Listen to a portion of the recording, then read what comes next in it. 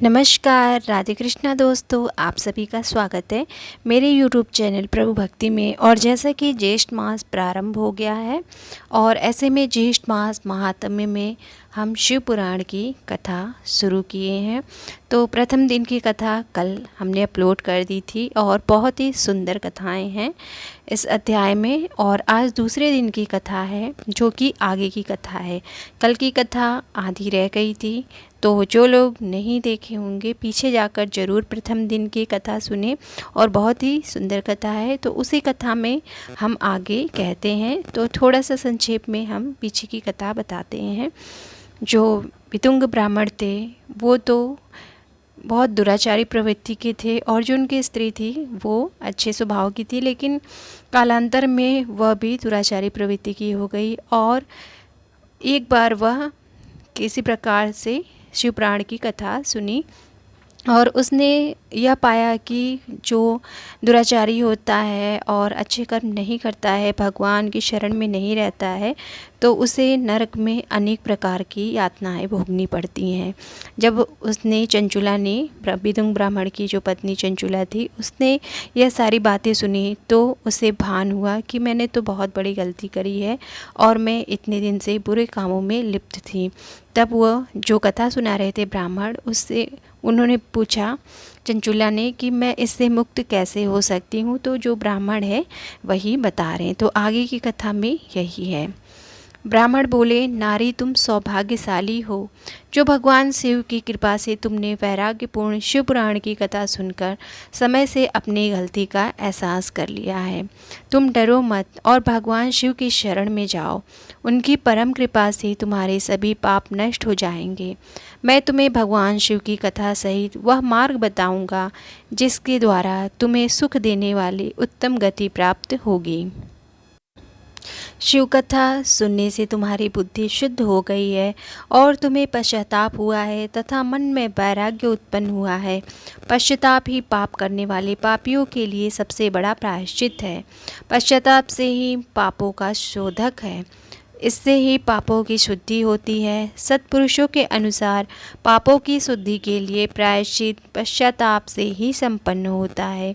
जो मनुष्य अपने कुकर्म के लिए पश्चाताप नहीं करता वह उत्तम गति प्राप्त नहीं करता है, परंतु जिसे अपने कुकृत्य पर हार्दिक पश्चाताप होता है वह अवश्य उत्तम गति का भागीदार होता है, इसमें कोई संदेह नहीं है।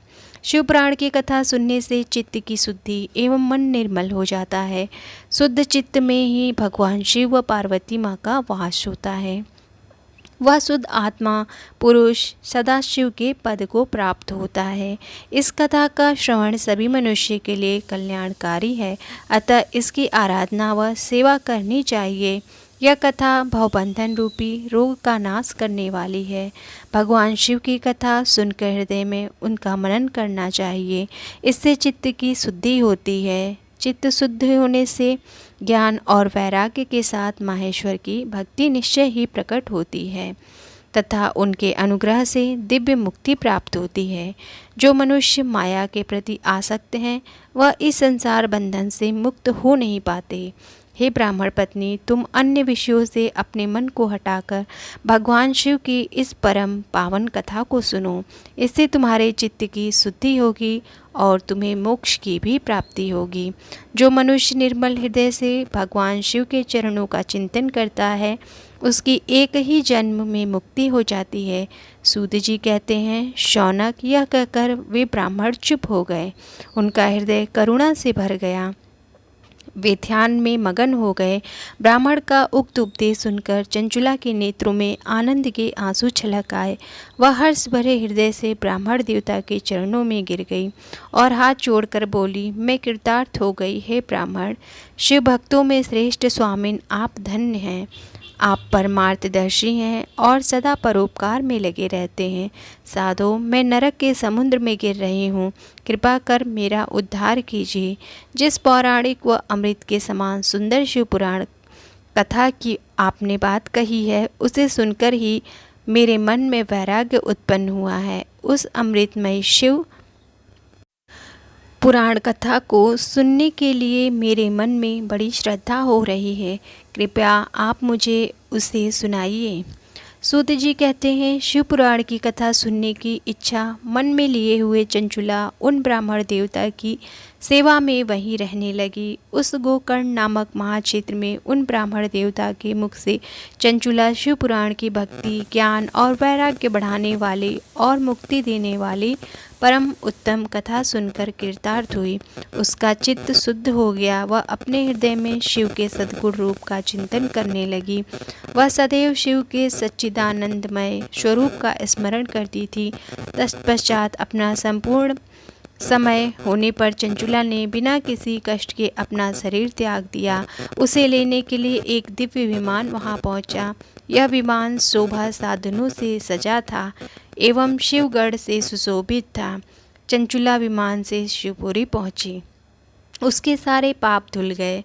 वह दिव्यांगना हो गई। वह गौरांगी देवी मस्तक पर अर्धचंद्र का मुकुट व अन्य दिव्य आभूषण पहने शिवपुरी पहुंची।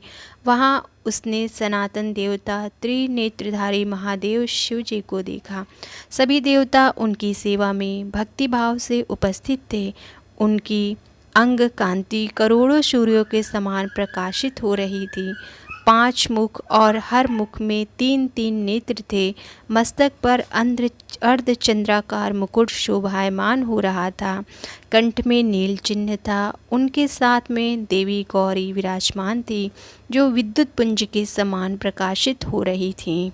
महादेव जी की कांति कर्पूर के समान गौर थी। उनके शरीर पर श्वेत वस्त्र थे तथा शरीर श्वेत भस्म से युक्त था।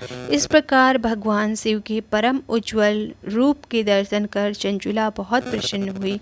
उसने भगवान को बारंबार प्रणाम किया और हाथ जोड़कर प्रेम, आनंद और संतोष से युक्त हो विनीत भाव से खड़ी हो गई। उसके नेत्र से आनंद अश्रु की धारा बहने लगी।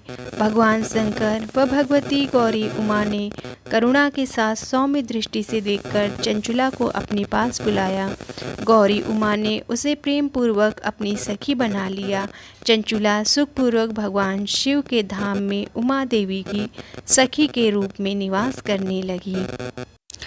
सूत जी बोले, सौनक, एक दिन चंचुला आनंद में मगन उमा देवी के पास गई और दोनों हाथ जोड़कर उनकी स्तुति करने लगी। चंचुला बोली, हे गिरिजा नंदिनी स्कंद माता उमा, आप सभी मनुष्यों एवं देवताओं द्वारा पूज्य तथा समस्त सुखों को देने वाली हैं। आप शंभु प्रिया हैं। आप ही सगुणा और निर्गुणा हैं। हे सच्चिदानंद स्वरूपिणी, आप ही प्रकृति की पोषक हैं। हे माता, आप ही संसार के सृष्टि, पालन और संहार करने वाली हैं। आप ही ब्रह्मा, विष्णु और महेश को उत्तम प्रतिष्ठा देने वाली परम शक्ति हैं। सूत जी कहते हैं, शौनक, सद्गति प्राप्त चंचुला इस प्रकार देवी की स्तुति कर शांत हो गई। उसकी आंखों में प्रेम के आंसू उमड़ आए। तब शंकर प्रिया भक्तवत्सला उमा देवी ने बड़े ही प्रेम से चंचुला को चुप कराते हुए कहा, सखी चंचुला, मैं तुम्हारी स्तुति से प्रसन्न हूँ। बोलो, क्या वर मांगती हो? चंचुला बोली, हे गिरिराज कुमारी, मेरे पति विदुंग इस समय कहाँ हैं? उनकी कैसी गति हुई है?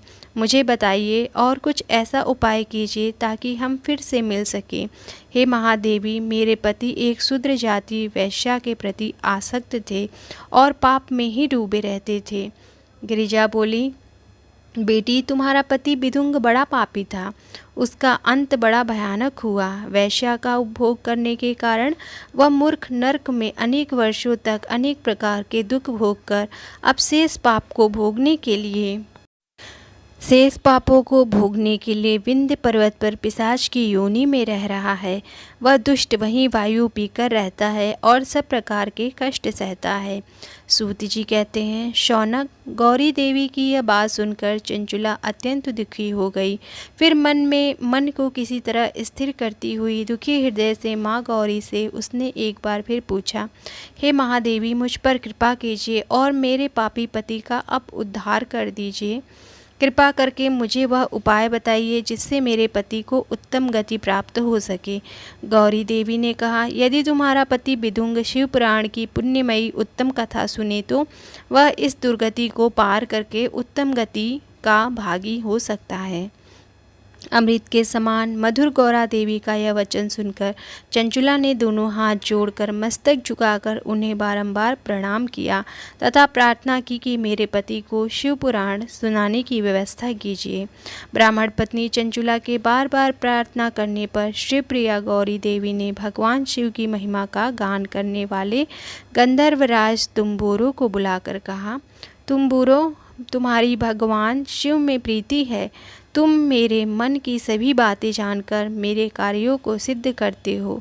तुम मेरी इस सखी के साथ विंध्य पर्वत पर जाओ। वहाँ एक महाघोर और भयंकर पिशाच रहता है।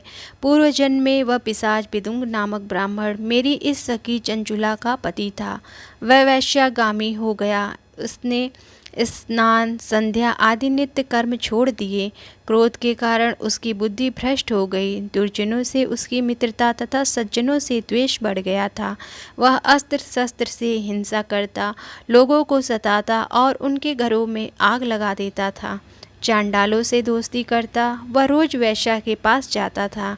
पत्नी को त्याग कर दुष्ट लोगों से दोस्ती कर उन्हीं के संपर्क में रहता था। वह मृत्यु तक दुराचार में फंसा रहा।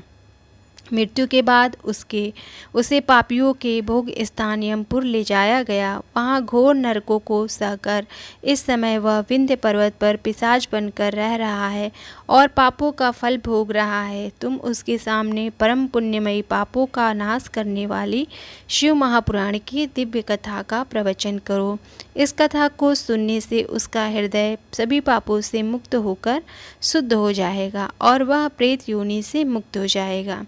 दुर्गति से मुक्त होने पर उस बिदुंग नामक पिशाच को विमान में बैठाकर तुम भगवान शिव के पास ले आना। सूत जी कहते हैं, हे शौनक, माँ उमा का आदेश पाकर गंधर्वराज तुम्बुरु प्रसन्नतापूर्वक अपने भाग्य की सराहना करते हुए चंचुला को साथ लेकर विमान से पिशाच के निवास स्थान विंध्य पर्वत गए। वहां पहुंचकर उन्होंने उस विकराल आकृति वाले पिशाच को देखा। उसका शरीर विशाल था, उसकी ठोड़ी बड़ी थी। वह कभी हंसता, कभी रोता और कभी उछलता था। महाबली तुम्बुरु ने बिदुंग नामक पिशाच को पांसों से बांध लिया। उसके पश्चात तुम्बुरु ने शिव पुराण की कथा बाँचने के लिए स्थान तलाश किया तथा मंडप की रचना की। शीघ्र ही इस बात का पता लोगों को चल गया कि एक पिशाच के उद्धार हेतु देवी पार्वती की आज्ञा से तुम्बुरु शिव पुराण की अमृत कथा सुनाने विंध्य पर्वत पर आए हैं। उस कथा को सुनने के लोभ से बहुत से देव ऋषि वहां पहुंच गए। सभी को आदरपूर्वक स्थान दिया गया। पिशाच बिदुंग को पांसों में बांधकर आसन पर बिठा दिया गया और जब तुम्बुरु ने परम उत्तम शिव पुराण की अमृत कथा का गान शुरू किया, उसने पहली विद्वेश्वर संहिता से लेकर 7वीं वायु संहिता तक शिव पुराण की कथा का स्पष्ट वर्णन किया। सातों संहिताओं सहित शिव पुराण को सुनकर सभी श्रोता कृतार्थ हो गए। परम पुण्यमय शिव पुराण को सुनकर पिशाच सभी पापों से मुक्त हो गया और उसने पिशाच शरीर का त्याग कर दिया। शीघ्र ही उसका रूप दिव्य हो गया। उसका शरीर गौर वर्ण का हो गया। शरीर पर श्वेत वस्त्र एवं पुरुषों के आभूषण आ गए। इस प्रकार दिव्य देहधारी होकर बिदुंग अपनी पत्नी चंचुला के साथ स्वयं भी भगवान शिव का गुणगान करने लगा। उसे इस दिव्य रूप में देखकर सभी को बहुत आश्चर्य हुआ। उसका मन परम आनंद से परिपूर्ण हो गया। सभी भगवान माहेश्वर के अद्भुत चरित्र को सुनकर कृतार्थ हुए। उनका यशोगान करते हुए अपने अपने धाम को चले गए। बिदुंग अपनी पत्नी चंचुला के साथ विमान में बैठकर शिवपुरी की ओर चल दिया। महेश्वर के गुणों का गान करता हुआ बिदुंग अपनी पत्नी चंचुला व तुम्बुरु के साथ शीघ्र ही शिवधाम पहुंच गए। भगवान शिव व देवी पार्वती ने उसे अपना पार्षद बना लिया। दोनों पति पत्नी सुखपूर्वक भगवान माहेश्वर एवं देवी गौरी के श्री चरणों में अविचल निवास पाकर धन्य हो गए। तो ये कथा आज यहीं समाप्त होती है और बहुत ही सुंदर, चंचला और विदुंग की कथा थी। और किस तरह से शिव महापुराण सुनने से जो कोटि कोटि जन्म के पाप हैं वो भी मिट जाते हैं और भगवान शिव और माता पार्वती का विशेष आशीर्वाद प्राप्त होता है। तो आई होप आपको आज की कथा अच्छी लगी होगी। तो अगले दिन की कथा के लिए ज़रूर चैनल को सब्सक्राइब कर लीजिए और आज की कथा अच्छी लगी है तो लाइक ज़रूर कर दीजिएगा। मिलते हैं हम नेक्स्ट वीडियो में अगली कथा के साथ। तब तक के लिए राधे राधे। और चैनल पे नए हैं तो चैनल को प्लीज़ सब्सक्राइब कर लीजिएगा। जय श्री राधे। हर हर महादेव।